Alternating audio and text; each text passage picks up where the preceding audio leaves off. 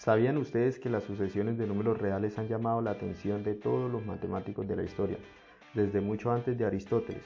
Pero estas empezaron a estudiar con gran detalle en el siglo XVIII. El objetivo de este proyecto es mostrar de manera resumida cómo las sucesiones y series de números reales han aparecido a través de la historia. Este proyecto es elaborado en compañía de Luis Fernando Celis y quien les habla, Kevin Steven Ardila. Antes de que empecemos a hablar sobre la historia, vamos a dar las definiciones, iniciando con la definición de sucesión.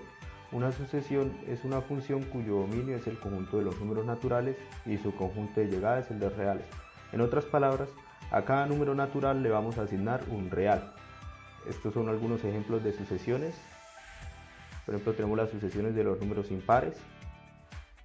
Tenemos la sucesión de Fibonacci, que dado sus dos primeros términos generamos el resto, que sería Fn es igual a Fn menos 1 más Fn menos 2. Y la sucesión del número e, que es 1 entre n más 1 a la n. Bien, ahora vamos a dar la definición de serie. Dada una sucesión infinita de números reales, se denomina serie a la suma de sus términos. Algunos ejemplos de estas es, por ejemplo, dada la sucesión de 1 medio a la n, entonces la suma de sus términos sería la serie correspondiente a ese, que sería 1 medio más 1 cuarto más 1 octavo, así hasta ese infinito. Ahora esta serie la serie armónica, que dada la sucesión 1 entre n, se hace la sumatoria de sus términos, que sería 1 más 1 medio más 1 tercio. Otro ejemplo sería dada la sucesión menos 1 a la n, entonces se suman sus términos, sería 1 menos 1 más 1 menos 1 y así sucesivamente hasta infinito. Bien, ahora sí podemos hablar un poco de la historia. Para iniciar este viaje a través de la historia de las sucesiones, vamos a comenzar con Zenón de Elea. Nació en 490 a.C. y murió en el 425 a.C. Se dice que escribió una obra en la que aparecen 40 paradojas acerca del movimiento. Aristóteles hace mención a 4 de ellas: dicotomía, Aquiles y la tortuga, la flecha y el estadio. Estos son los primeros ejemplos de sucesiones infinitas que aparecen en los griegos. La dicotomía. Supóngase que se quiere llegar al final de un camino y este mide 1 kilómetro. Antes de que se pueda llegar al final, se debe recorrer la mitad del camino. Más adelante se deberá recorrer la mitad de esa mitad, que es 1/4 del total más. Y así sucesivamente, de a mitad en mitad. Entonces Zenón argumenta que era imposible llegar a la meta, pues antes debía completar una cantidad infinita de tareas. Aquiles y la tortuga. Se debe suponer que Aquiles está disputando una carrera contra una tortuga. Aquiles le concede a la tortuga una ventaja de 1 kilómetro, suponiendo que ambas iniciaron al mismo tiempo, pero la tortuga a 1/10 de la velocidad de Aquiles. Tras un tiempo finito, Aquiles correrá el kilómetro, pero la tortuga estará 1/10 de kilómetro más adelante de él. Ya después Aquiles correrá ese 1/10 de kilómetro, pero la tortuga estará 1/100 de kilómetro más adelante de él, y así sucesivamente. Vamos a darle ahora solución a estas dos paradojas, iniciando con la dicotomía. Zenón nos plantea que para completar una distancia debemos completarla a mitades. Entonces, esto nos da que es 1 medio más 1 cuarto más 1 octavo, que es la serie geométrica 1 entre 2 a la n. Actualmente ya se tiene una fórmula para solucionar esta serie que Zenón no tenía en su época, que es a entre 1 menos r, donde a es el primer término y r es la razón a la que van cambiando los términos. Nuestro primer término es 1 medio y r es 1 medio, pues para obtener el enésimo término de la sucesión, pues se debe coger al anterior y multiplicarle por 1 medio. Bien, reemplazando estos valores nos da que 1 medio entre 1 menos 1 medio es igual a 1, por lo que se completa la distancia y no es imposible, como decía Zenón. Ahora vamos a examinar Aquiles y la tortuga. Es muy similar a la dicotomía, pues Aquiles recorre primero 1 kilómetro, después le agrega 1/10 de kilómetro, después 1/100 de kilómetro y así sucesivamente hasta infinito. Esto nos da la sucesión 1 entre 10 a la n y su serie respectiva. Esta es una serie geométrica y se soluciona utilizando la misma fórmula anteriormente, que es a entre 1 menos r, donde a es el primer término y r es la razón a la que cambian los términos. En este caso a es 1 y r es 1/10.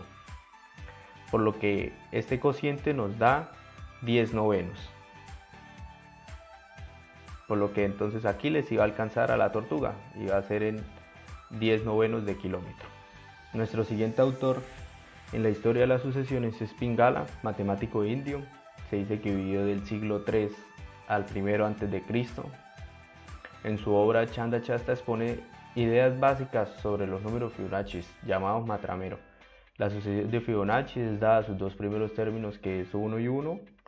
Se obtiene la sucesión total, que sería Fn igual a Fn menos 1 más Fn menos 2. Estos son algunos de los términos de la sucesión: 1, 2, 3, 5, 8, 13, 21. Si hacemos el cociente de Fn entre Fn menos 1 y vemos el límite cuando tiende a infinito de este, pues hallamos que este límite es el número de oro o razón áurea.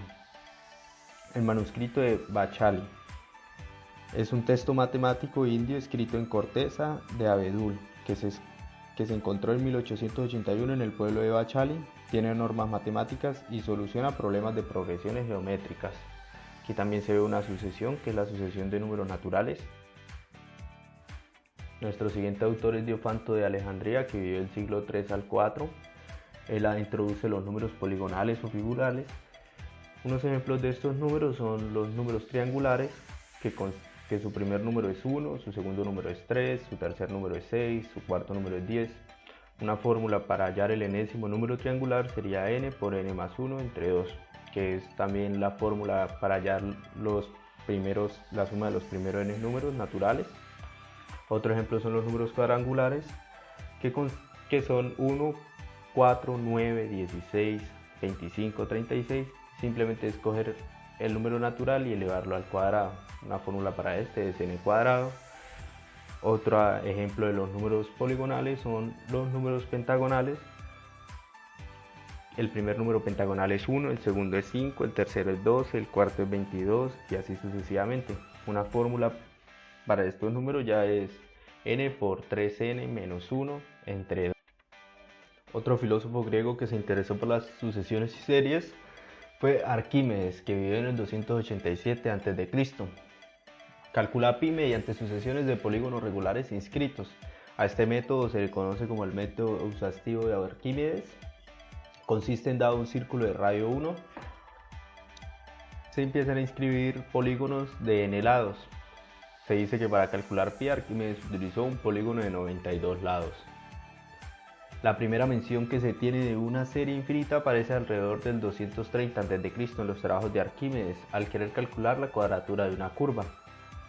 Este método consiste en, dada una curva, si se quiere calcular el área delimitada por ella y este segmento, entonces basta conseguir una recta tangente a la curva que tenga igual pendiente que el segmento. El punto de tangencia se une a los segmentos y se forma un triángulo. Entonces con el área roja se hace el mismo procedimiento, o sea, a este segmento se le consigue la recta tangente a la curva, tal que tenga la misma pendiente que él, y el punto de tangencia se une mediante dos segmentos y se forman otro triángulo, y así para este otro lado, y así sucesivamente en el área. Arquímedes llega a la siguiente serie, a la sumatoria desde n igual a 1 hasta infinito de 1 entre 4 a la n, y demuestra por medios mecánicos que esta sumatoria es menor o igual que 4 tercios para cualquier n que se coja. Actualmente sabemos que esta sumatoria converge a 4 tercios con ayuda de la fórmula para series geométricas.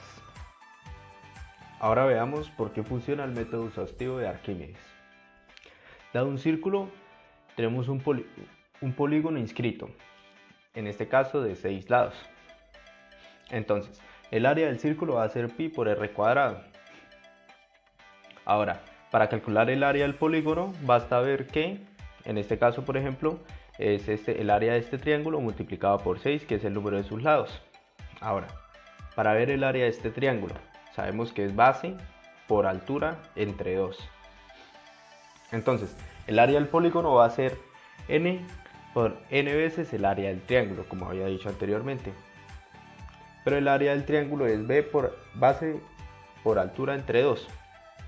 Ahora, para hallar la base, basta ver que cuando el número de lados tiende a infinito, entonces la base del triángulo va a tender a ser la circunferencia o un pedazo de la circunferencia. Esto es que la base la puedo ver como 2pi entre n por r por el radio, y todo esto entre 2, que esto nos da pi entre n por r cuadrado. Entonces el área del polígono va a ser pi por r cuadrado, a reemplazar el área del triángulo, que es el área de la circunferencia. Entonces, para hacer una aproximación de pi, basta coger el área del polígono y dividirla por el radio al cuadrado. Ahora veamos con ayuda de GeoGebra cómo funciona este método. Entonces acá tenemos una circunferencia de radio 1 con centro en 0, 0, y tenemos un triángulo inscrito, o sea, un polígono con 3 lados. Con ayuda de un deslizador vamos a ir aumentando el número de lados del polígono, y acá está el área del polígono. Bien, entonces si cogemos el deslizador en 5 o en 7, obtenemos un polígono de 7 lados, 1, 2, 3, 4, 5, 6, 7, y acá está su respectiva área. Entonces el área del círculo va a ser pi por r cuadrado, pero en este caso el radio es 1, entonces va a ser pi en unidades cuadradas. Entonces se dice que Arquímedes utilizó un polígono de 92 lados. Entonces si aumentamos el número de lados hasta 92, obtenemos que el área del polígono va a ser 3.13915, que esto es un valor aproximado a pi, porque pi vendría siendo el área del círculo. Entonces el área del polígono se va aproximando al área del círculo, y este sería un valor aproximado para pi. En Arabia aparecieron distintos personajes que estudiaron las sucesiones y las series. Entre esos está Abu Bekr ibn Muhammad ibn al-Huwayan al-Karaji. Yo no lo entiendo. Bueno, al-Karaji para los amigos. Al-Karaji nació en el año 953 en Bagdad. Sus trabajos más importantes son conocidos como Las maravillas en el cálculo, Glorioso en álgebra y Suficiente en el cálculo. Además, al-Karaji trabajó en lo que hoy conocemos como coeficientes binomiales y el triángulo de Pascal. En el estudio de las series y las sucesiones, él ya había dado resultados como la suma de los números naturales y este siguiente resultado que recitó en prosa. La suma de los cuadrados de los números que se siguen uno al otro en orden natural desde el 1 es igual a la suma de esos números y el producto de cada uno de ellos por su predecesor. Resultados similares obtuvo al-Samawal y al-Bana. Nicolás Oresme consiguió mostrar que la serie armónica diverge si se sustituyen los términos por uno menor. En matemáticas diremos que una serie es convergente si la sucesión de sumas tiene un límite finito. En caso contrario diremos que diverge. Uno de los ejemplos más famosos para los estudiantes de cálculo en la actualidad es la serie de Taylor, la cual nos permite aproximar las funciones mediante ella. Parece que Newton y Leibniz fueron los primeros matemáticos europeos en utilizar sistemáticamente estos resultados de series infinitas. Leibniz trató de explicar algunas de las paradojas que surgieron a partir de esto. Por ejemplo, explicó la serie alternante más 1 menos 1 más 1 menos 1, así hasta el infinito, y concluyó que es igual a un medio, utilizando este resultado. Una historia que surge a partir de esta ecuación la del matemático Luigi Guido, que decía haber demostrado el origen del mundo a partir de la nada. Ahora vamos con una paradoja. Dado un cuadrado de lado 1, sabemos que la medida de su diagonal es igual a raíz de 2. Si tomamos el punto medio de cada lado y formamos un triángulo con cada uno de ellos, de tal manera que la distancia total se mantenga, obtenemos esta siguiente sucesión. Como la suma total de esos dos lados es igual a 2, y cada vez se va acercando a la diagonal, eso quiere decir que raíz de 2 es igual a 2. Comencemos con la figura inicial. Lo empezamos a dividir, tenemos lo cual es igual a, es decir, si volvemos a dividir los escalones obtenemos lo siguiente, lo cual es igual a, y en general para un número n de escalones obtenemos el número de escalones, que es 2 a la n, multiplicado por la longitud del escalón, que sería 1 partido en 2 a la n menos 1. Y si tomamos el límite de n cuando tiende a infinito del número de escalones por su longitud, obtenemos lo siguiente. ¿Esto qué quiere decir? Que en realidad no existe una paradoja, es más un problema visual.